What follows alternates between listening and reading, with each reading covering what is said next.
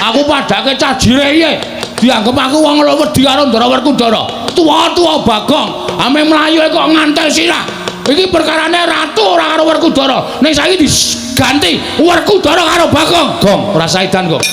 Ratu tuti. Gong ora saidan, ora sah. Gong ora sah. Ora sah dinana ora sah to. Sabar. Karo Bendoro kok semen ana. Semen to, Tru. Mangkel aku. Gugu karepe dhewe. Aja tak pisah, lara dikeplan Ndara Werkudara. Ha kowe yo gawe masalah. Gawe masalah apa? Aku ya itu. Ben ora. Ora tok menging.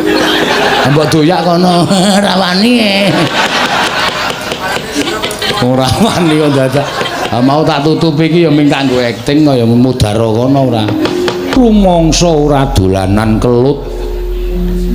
Iki kok malah ana Nalindra sandhangane ting Srimbang ora karu-karuan.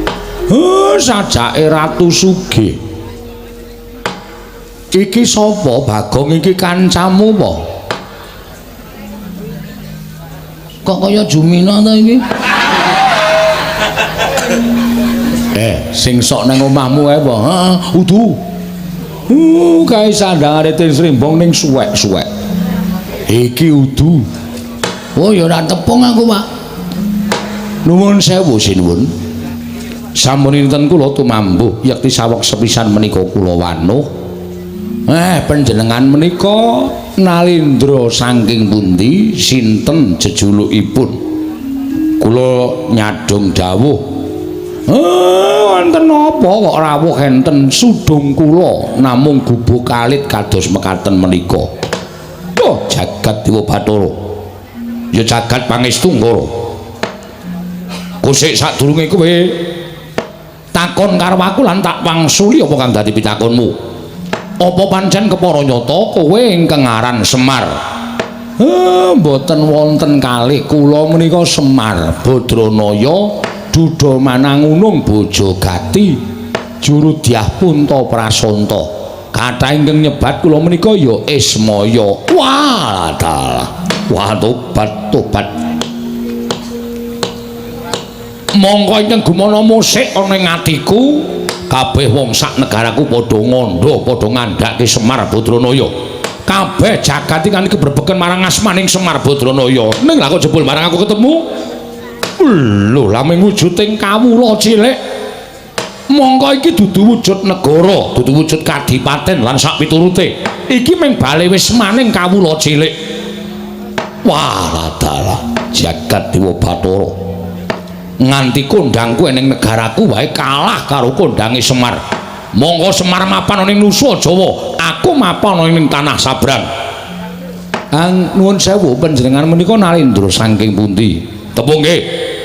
Yen kowe ketemu karo aku kuwi Nalindra saka negara ing Bata Sarimbak. Saking Bata Sarimbak. Yo. Aku Prabu Kenceng Waja. Kenceng Waja? Iya, dasar kepara nyata. Kenceng manis wae kenceng. Oh, Bagong aja sembrono. Kenceng kok jenenge kok le medeni to, Pak? Uga ning nyebutake aku Nalindra Prabu Panggulan Jagat. Nek cara nggone dhewe nek kabotan jeneng ngene iki sok gerang-gering. Iki kok malah teges wae. Sinuwun Prabu Panggulan Jagat saking Bata Sarimbak, dasar para nyata. Wigatosipun menapa? Rawuh wonten ing Karang Kadempel. Kusik, aku gumun karo kowe. Gumunipun ing atase kowe iki Semar Drajating Batur. Lah kok iki akeh piyai-piyai sandangane ora panging sandangan cara Nalindra, saora-orane cara satriya. Iki sapa Semar? Ingkang wonten wingking panjenengan menika Nalindra Ngamarta Prabu Puntadewa. Prabu Puntadewa? Inggih. Walah dalah edian. Prabu Puntadewa nganti rawuh ana ing Karang Kadempel. Ora kok Semare sing tekan negara Ngamarta, Puntadewane sing rawuh mrene iki. Kowe iki wong elok apa piye? Mboten, kula namung kawula lumrah kemawon. ingkang wonten wingkingipun menika Nalindra Ndarawati Prabu Sri Bathara Kresna. Walah edan tenan. Prabu Sri Bathara Kresna ki wong sak negara wis padha tepung kabeh. Nalindra kang paningal 1000 dasare titis Sang Hyang Bathara Wisnu. Rawuh mrene ora kok kowe sowan mrono. Niku pun biasa. Edan kekuatan apa lho? Lah ming rupane kaya ngono kok ratu-ratu do tekan kene. Ingkang wingking menika Prabu Baladewa. Prabu Baladewa ratu saka negari Mandura. Walah dalek. Lah iku sing dhuwur demat lho. Niki Ndara kula Ndara Werkudara. Sapa? Ndara Werkudara. Ndara Werkudara. Raden Werkudara Bratasena. Nggih. Wah, iki. Aku kanugrahan. Aku iki kedianan karo Raden Bratasena, satriya sekti kalintang jayaning perang bebasan tinatah mendat jero menter tinumbak bengkung sinuduk putung. Ning negaraku Semar kowe tak kandhani. Kawulaku padha kedanan karo Raden Bratasena nganti omahe dipasang gambare Raden Bratasena. Wah, mergo saka kondange Raden Bratasena saka nggone Digdaya kliwat saka ukuran menungsa lumrah. Mangke riyen to. Kawula sampeyan niku majang gambare Ndara kula. Iya. Kok mboten majang gambar sampeyan? Mongko sampeyan niku sing dadi ratune kawula sampeyan kok gambar sampeyan mboten dipajang napa mboten lara ati? Lho, lara ati nggo ngopo? Aku mbutuhke kawulaku kuwi biyen dek nalika aku golek swara. Saiki aku wis dadi arep majang celeng ya sakarepe. Arep majang Werkudara ya sakarepe. Sing penting suarane wis milih aku wis dadi ratu. Aku nyam kamukten. Aku dadi wong mukti kawibawa Cakrawati Mbau Denda ana ing negara ing Batasari, Mbak. Kawulaku melet-melet ya mudhara. Iki termasuk nganu reng, termasuk apa pemain bal, Pak. Turu apa reng? Ayo mau ngelekke aku saiki gendhe kowe. Ler-lerane truk kok nak banter. Iya. Wah, edan-edan. Yo Semar, aku ngakoni yen to kowe iki wong kondang. Aku ngakoni yen to kowe iki wong pinter.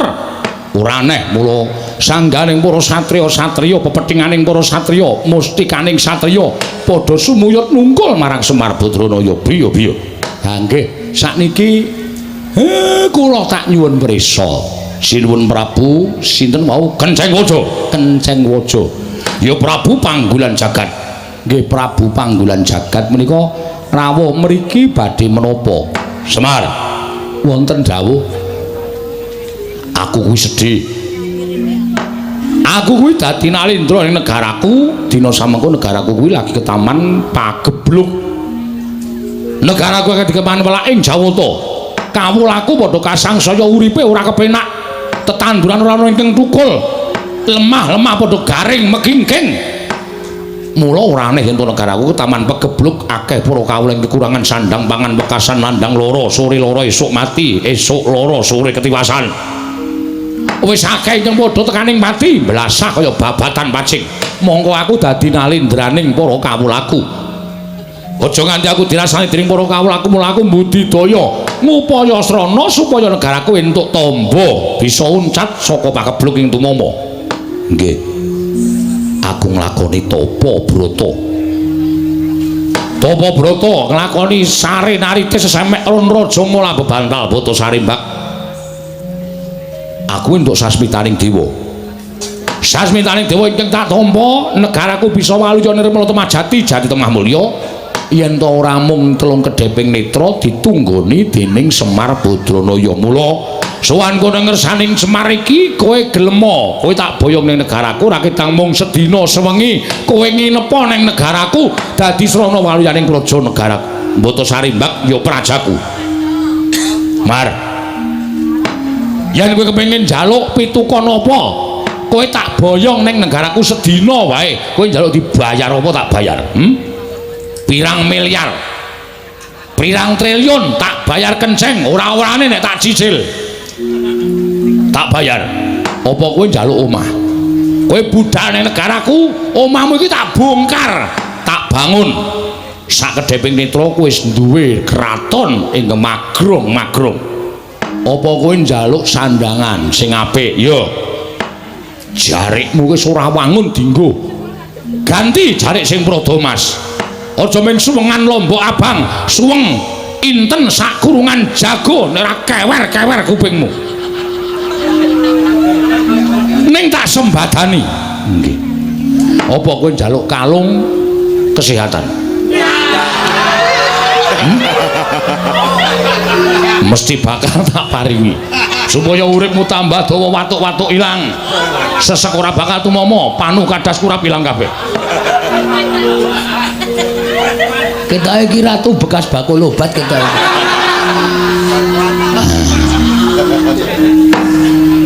Ning yen kowe njaluk ijol wujude lemah pirang hektar bakal tak tukokake waton kowe gelem tak boyong neng negaraku Mbotasari Mbak.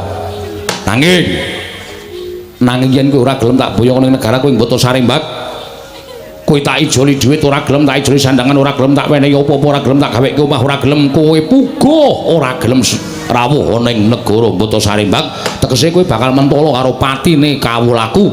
Yen nganti aku bali ning negaraku aku ora boyong kalawan kowe, bakal padha nyuraki karo aku disenggo aku ratu sing ora iso ngayomi marang para kawulaku. Muluk tinimbang aku bali dadi sarta nglakoni sastra wirang, aku dadi wong sing dicacat dicedha dening para kawulaku. Luwih becik aku ngruda paripeksa lawan kowe. Aku ngruda paripeksa lawan kowe. Kowe tak alus ora kena. Yen perlu tak kasar, yen kowe ora gelem tak boyong ana ing negaraku, tinimbang aku ning negaraku mung dicacat dening para kawulaku, mati ning kene tak lakoni. Negaramu utawa Karang Kadempel tak bumi angus legane atiku.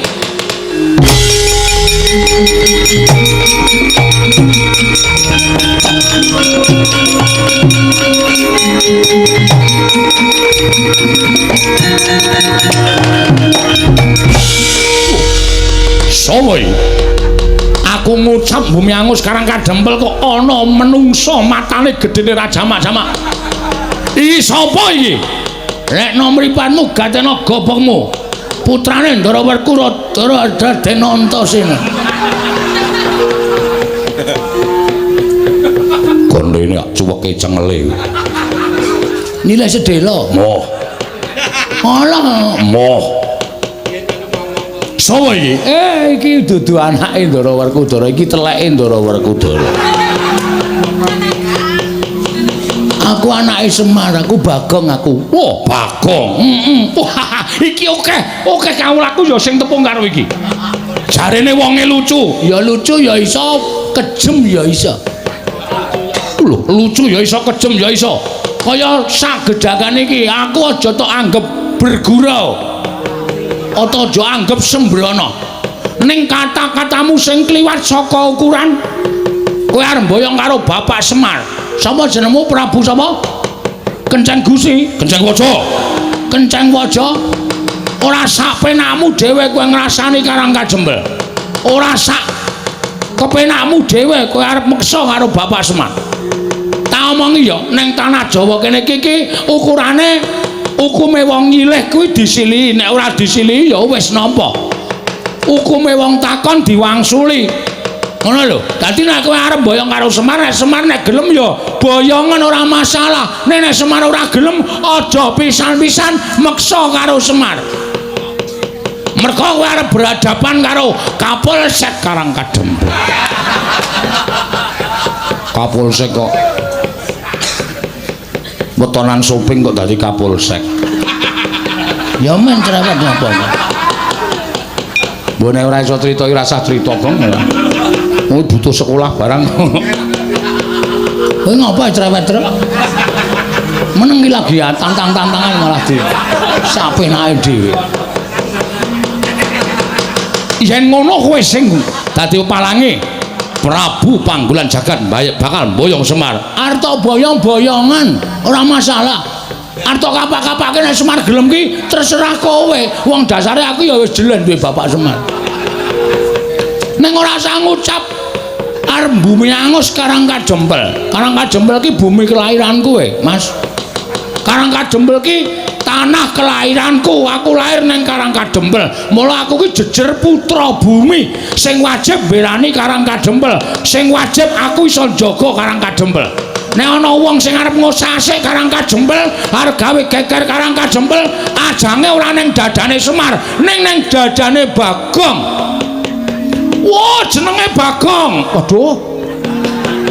Aku masih ngaku Antasena. Bagong ya Antasena. Ngopo to? Mbah ya santai ora.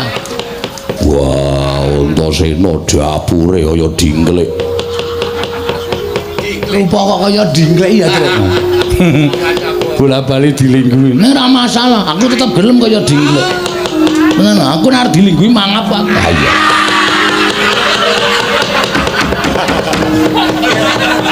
Mangap. Dadi kowe sing dadi upalange Prabu Panggolan Jagad. Dasar kepara nyata. Arep nang kene iki akeh satriya akeh Nalendra. Neng kowe rasa kuwatir, kowe adepane karo aku. Aku nek diwangi para Nalendra aku ora gelem. Katentreman, kabagyan, kanikmatan ning kawula Karangkadembel do mapan ning Karangkadembel kanthi tentrem kuwi nang pundhake Panakawan Bagong. Dadi kowe rasa kuwatir, aja wedi kowe nyawang karo satriya-satriya iki. Satriya-satriya iki tamu kabeh. Nah umpamane iki dadi gelut antaraning kowe karo aku, sing nandangi ya meng aku. Waladal. Cengengesan. Kandhane malah mangan apa kok gumoh-gumoh. Lho, aku ki guyu ora gumoh. Ayo kowe rasa kokean gunung tanpa guna. Nek kowe arep gawe geger Karangkadembel, Bagong sing ora trima. Weh, ladal. Yen ngono kowe wani karo aku, sing tak wedeni apamu? Wah, yen ngono nang endi papane wong neter kanthi dayan. Kaya apa aku sing bakal tekani mati, kowe mati aku mboyong Semar. Aku mati, Semar lestari mapane ning Karangkadembel. Weh, lah kaya ngono ucapmu kowe, ha? Ora ngerti Bagong nek wis nesu tenan. Wis tok antepi kowe nandhang karo Bagong.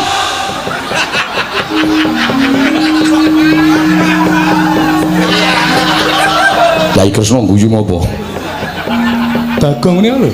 Latri nyawang nesu kok sakarepe dhewe. Omonge cepete ra jamak-jamak. Ratune kok ya betah-betahe ngono lho. Wong saka kene ambune wae abape bathang tok kok. Kok ya ratune iki tanpa lunga. Warane karo bawenane. Arwani karo Panakawan Bagong. Aku wis ngentekke raja kaya kowe iki 6 akhir-akhir iki. Hah? Modar kabeh mungsuh Bagong. Dadi nek kowe arep kurang ajar karo Bagong, oh, ketiban sikile Ndara Werkudara ora mati derajat modar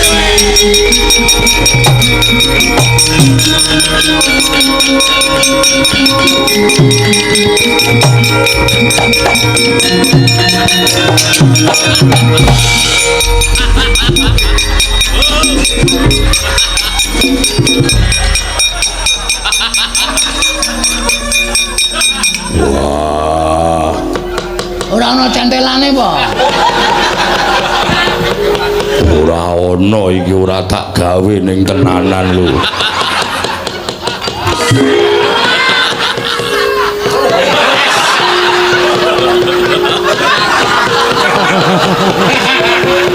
Sajake sing natah lali mbiyen. Kudune ana centelane kok ora ana centelane. Wah, Bagong gawe kaget. Gawe kaget pripun? Kowe muni tiban sikile Werkudara. Wah, jangka tendang wonge. Werkudara. Lah kok dadi kowe melu-melu perkara iki? Werkudara, lah kok dadi kowe melu-melu perkara iki? Aku krungu Bagong muni ketiban sikile Werkudara, pecah sirahmu. Kaya wong kaget aku terus jangkah. Sirahe ratu mau terus tak tendang. Wah, dudu salahku, salahe Bagong. Weh, kok salahku ngopo? Wong aku ora ngopo-ngopo kok. Aku rakon. Kula mboten kula mboten akon sampeyan. Kula mung muni ketiban sikile Ndara Werkudara, pecah sirahmu. Aku terus jangka. Sing muni akon sapa? Aku rame ngomong to. Sampeyan niku sing kagetan. Wah, edan. Ora edan iki tenan. Ora ana wong Jawa kejaba nek Kundara niki mang tendang iku kalimat perintah. Berarti sampeyan kula kon. Nek kula muni ketiban sikile Ndara Werkudara, apa ana kalimat perintahe? Ora ana to? Wah, ampun rika ditandangi. Sing nantangi kowe, sing nendang sapa? Sing nendang daramu Werkudara, sing nendang tanggung jawab. Aku amen padu. Ora ngopo-ngopo. Pripun Den? Wah, celeng. Kapusan karo Bagong. Lah wong niku kudu nganggo pikiran, kudu nganggo. Niku lek medang sing apik ora iso. Wis ben nang kene wae.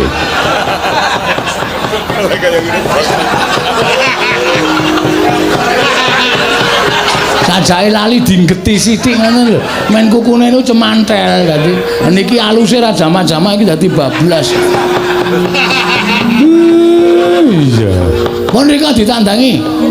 Wah, edan. Ora edan tanggung jawab kok edan piye?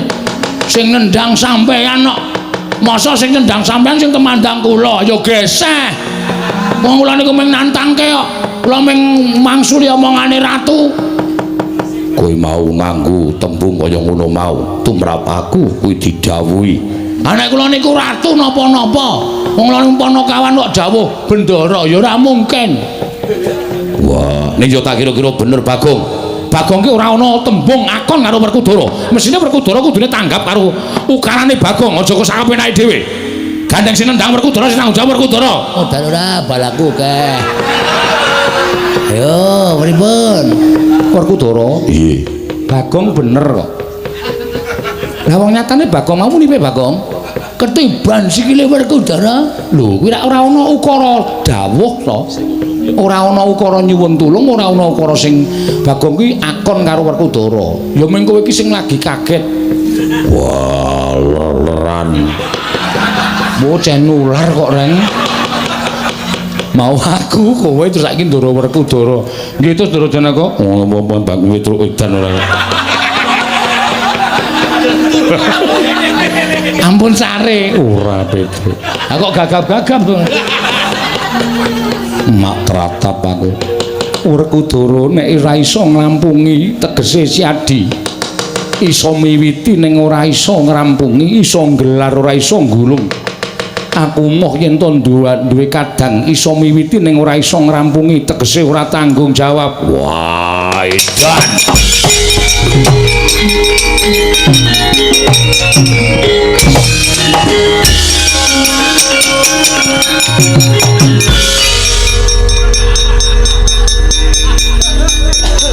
Ngono lho karepe.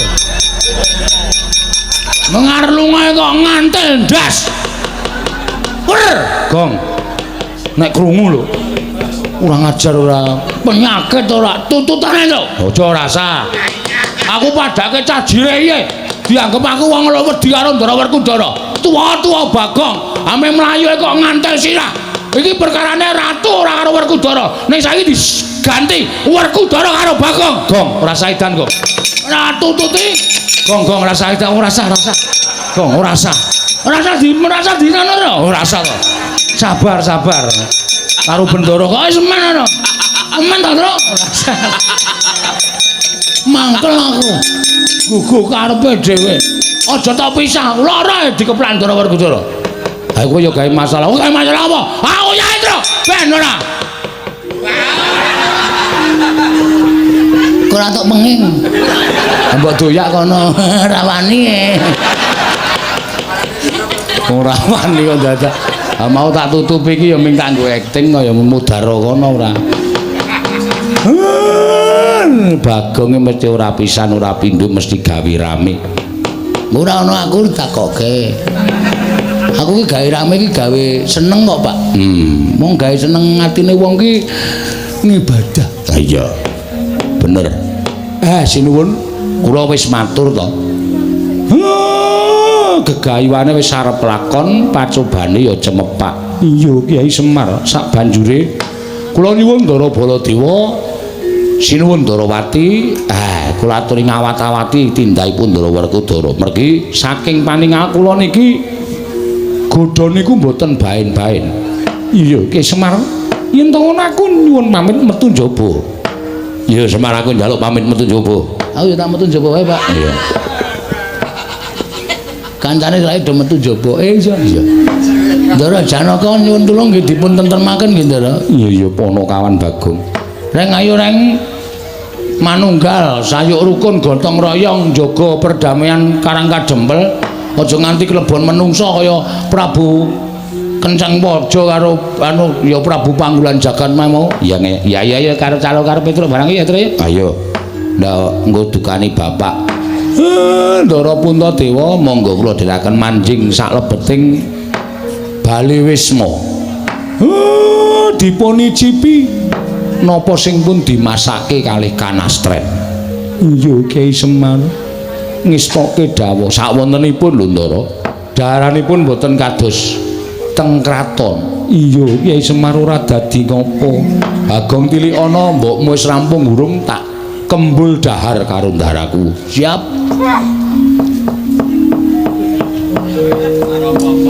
Wis Pak. Syukur. Jangan lombok. Tempe. Ora ana iwak-iwak apa to apa. Ana siji pupu tak icipin tak Pak. Akaiki nggo aku lentuk gendurenan wingi sore. Tak nget. Wis ana-anane karo krupuke mlempem dicokot wani. Iya. Wis ora apa-apa. Monggo Den. Sami mlempak wonten ing sudung kula sarya sesanti kamulyanipun mugi tansah manggya yuwana. Iya Kyai Semar.